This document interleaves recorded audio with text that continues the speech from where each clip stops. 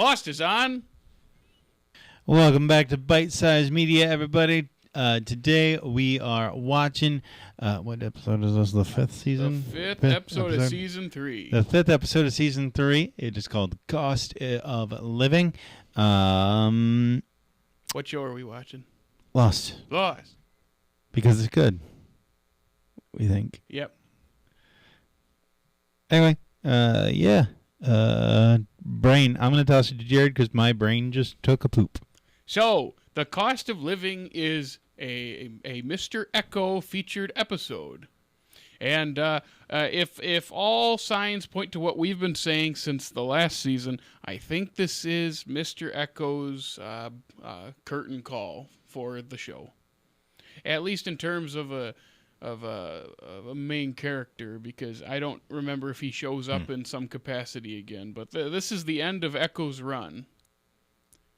And I don't remember what happens. All I know is he dies. That's like all I remember. I don't even remember how.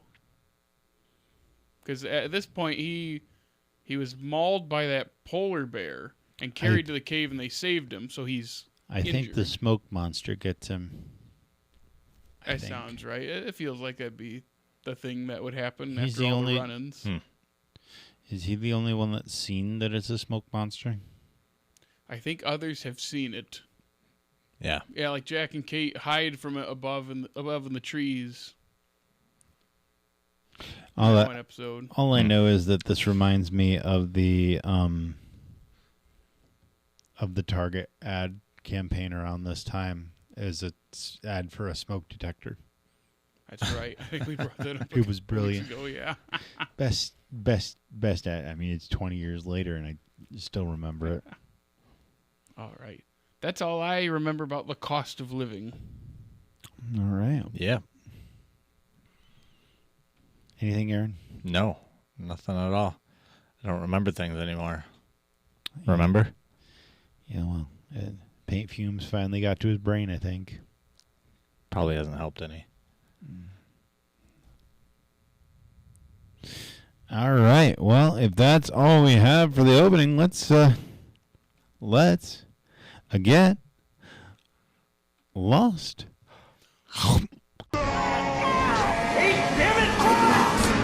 Welcome back, everybody. We just watched episode 5 of season 3. Wow, you're really good at doing that, Aaron.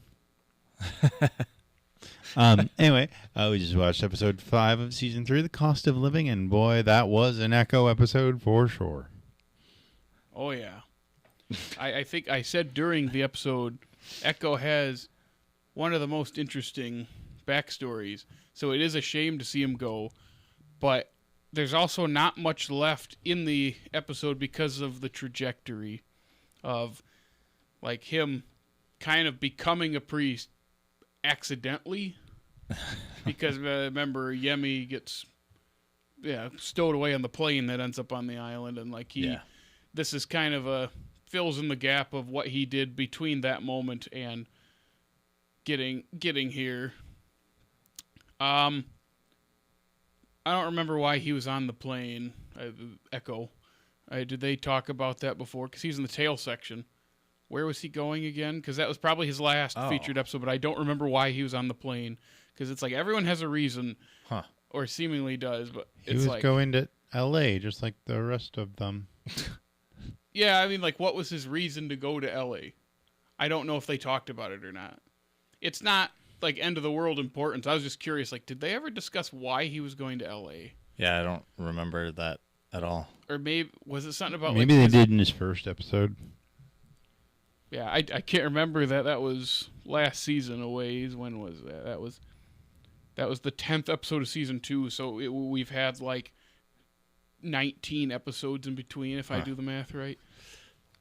But I gotta say, that big muscular man bursting out of that church with covered in blood with a bloody machete is probably not supposed to look that cool, and is supposed to be a bad thing, and he does get reprimanded for it at the end of his flashback.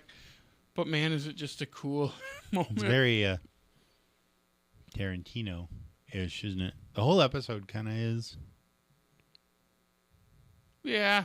I mean, as Tarantino as TV can be at this time. I feel like Tarantino would somehow make the violence fun, whereas that wasn't fun. I mean, a guy got like his arm chopped off, which they cut away. I was like, yeah, I can see why cutting away makes it worse than actually seeing it, because I mean, he went full force at that guy's arm just sticking out, and it's like, oh yeah, that arm's not there anymore. That's detached. Yeah. And if it was Christopher Nolan, we would have figured out that one of the drug dealers that he cut the arm off of was actually the dude that had his leg chopped off that we saw earlier in the episode. He hit him so hard he traveled back in time. Yep. If it was Ron Howard, the camera wouldn't do anything cool, and then at the end would be like, oh, is it over? I'm awake. If it was Ridley Scott, he'd say, yeah, I have a cut of the episode that's twice as long, but I just didn't feel like showing it. But now you can get an Apple TV subscription to see it eventually. What one is that? Napoleon. Oh, that's just how he makes movies now. He films twice as much as he already films, which you already film way more than you use. And then he's like, well, yeah, there's like a 5-hour director's cut, but you might see it. It's like, he can't keep making movies to be twice as long as the theater. Like, he makes it purposely to not, like, hey, the theatrical cut is not the real cut. He does it on purpose now. Yeah. It's not they forced me to cut half hour, here's the director's cut. No, it's twice as long. Yeah. But other shenanigans are going on the island at this time, aren't they, Aaron? Yeah, sure are. You wanna enlighten us? You'll have to remind me. We just watched it. That was like, I don't know, 20 minutes ago. Yeah. What are we up to on the island, other than Echo? Oh boy. Let's see. There's kind of a lot happening. Yeah. Oh, John was there with Desmond. Yep. And Saeed? Yes. Oh. And who else, Jake? Boobs was her name? Paolo. Basically, Nikki, yes. Nikki and Paolo. What do we say? It's like the second time they have lines, and like the third or fourth like time that. we've seen them. They're kind of doing the whole, they've been here all along, remember that. It's just funny. Like arts. I kind of wish they made them more important because I didn't know that they were in more than one episode. Mm-hmm. Which one episode kind of makes them a meme and funny. More than one episode makes me feel like they should be bigger characters than what they are. Don't you remember when we were in season 1 and I was scrolling, I said, wait, who are Nikki and Paolo? You both went, what, you don't remember them? And I said, no.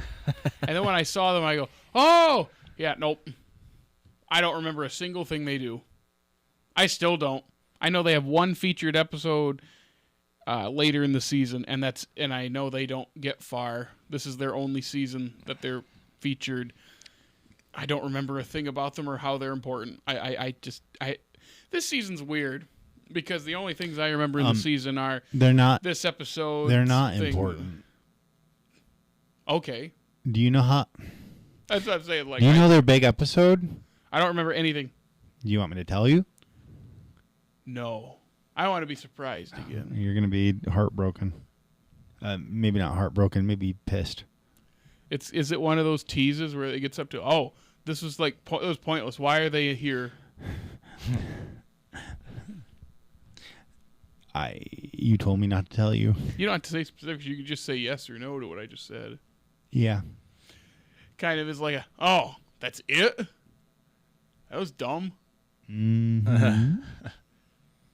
That is funny now without knowing specifics that they get a whole episode dedicated to them. So, that's called We're Running Out of Ideas. Remember when the show was about one unit on a beach trying to survive, and like the conflict of the episode is, Sawyer can't see. Let's go golfing. Or, hey, let's drive a VW bus. Yeah, or let's find Clay some peanut butter. Like, remember how season 1 is like this grounded Peanut thing? butter. I remember there's a moment here where it's like Locke and Desmond Saeed all run out of the Pearl Station to see what's going on with Echo after the smoke monster throws them around. And I remember thinking, like, wow, we're hardly seeing a lot of these beach people anymore, like, other than the main characters. And then when we do see the main characters, we forget, oh, yeah, they're doing something, because we've been with the others a lot and kind of just spread out. It's just, it's weird to compare it to season 1, where it's like, they feel like two completely different shows. Yeah. And we're not even, what is it, 121 episodes total? Yep, so, what is that, about 60 is the halfway point? Yeah. So yeah, about the time we hit episode 11 or episode 12 of this season, we'll be halfway done with the show. So we're not even halfway done yet, and we're already starting to feel some writing fatigue. But we know there's a lot more to come that we remember and like, and that's important. It's just this one it feels like the transitional season so far. 5 episodes into it on this rewatch, where it's like, yeah, they're running out of juice, or the sauce, as the kids say. I think now. I don't know. The sauce isn't there, so they gotta come up with a new recipe. Ah, poor Echo. What a hard life. Like I actually though really like his scene with Yemi where he doesn't confess really. He doesn't. He owns it. Yeah. He owns it and says, "I'm not guilty for that. I do not feel bad for this." Yep, it's like, what is it? I was given a hard life and I did the best I could. And I go, I really like that. We talk about the writing fatigue, but that was a good scene. And then I like the whole. Oh yeah. He's like, wait, who are you? You're not my brother. Who are you? The whole thing vacillates between really good and really awful writing. It's like Juliet saying, like, what did she say that you mentioned something about her saying sorry, or she like double spoke. I came to apologize and say I'm sorry. And then she had the that's important. She had the video of the Bob Dylan Dylan sign thing where it's telling Jack to screw up Ben's surgery and make it look like. To be clear, that wasn't what the Bob Dylan music video was about. However, that is what Juliet was doing. Yeah. But like that's another storyline within the storyline of the others. The big one of Jack saw the x-rays and Ben comes and says, we had this whole plan to break you and have you want to help me, but because you saw those x-rays, that whole plan is shot. So it's Ben has a tumor in his neck, spine, like right here or something. Yeah. And Juliet wants Jack to mess it up without them knowing, because it's a complicated surgery, because she wants Ben gone. But we don't know why yet within the show. I feel like I kind of remember this part where Ben's is it like a power hungry type thing with Ben where she wants him gone? What's the reason she wants him gone? This one I don't mind you saying. She wants him gone because he trapped her there when her sister had cancer but was pregnant or something. She's a fertility doctor. That's right. And she was able to get her sister pregnant or something. It's weird. It's not like that. I know it sounds like that, but it's not like that. I forgot all about that. That makes sense. So she's he upset. won't let her leave. And so she's trying to overthrow him, I guess. Oh wait, I want to use this word. Usurp. Yeah. She's trying to usurp him so that she can leave. Whenever I get a chance to use usurp, I want to take that chance. Okay. Got anything else? Anybody got anything else? It's one of those things. A lot's going on, but then I don't have much to say other than Echo. Echo was a good character. I like him. He has a good ending, and so long, farewell. Until we meet again in the church at the end of the show.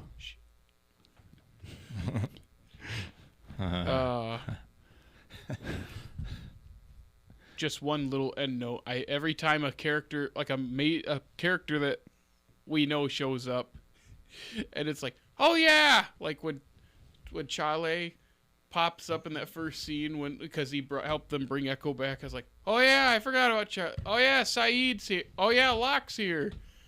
Oh, I forgot about all these people because we with the others so much. Yeah. The others are more interesting. Can you imagine if Echo would have just killed John there, how different the show would have been? Yeah, that would be... That kind of completely change everything. Hey, there was a good thing about this episode. Guess who wasn't in it? Hey! Whoa. They're still sitting in the cages. Huh. Which disc 2 of the DVDs Aaron has here, if you can see it on our feed that we've been featuring, is a really good menu of a rainy nighttime scene of the cages, and Sawyer's just kind of pacing around, meandering. chilling. Yeah, it's a good menu. Jake, you said the menus are. Oh yeah, why are they so like bipolar with the menus? They either put a ton of time into them or just none. Yeah. Yep. But hey, Aaron, what do you think? Good. Yes. Yes, what? Something. I don't know. I agree. Good enough. Those are my thoughts. Those are my thoughts. Yep. Same. All right.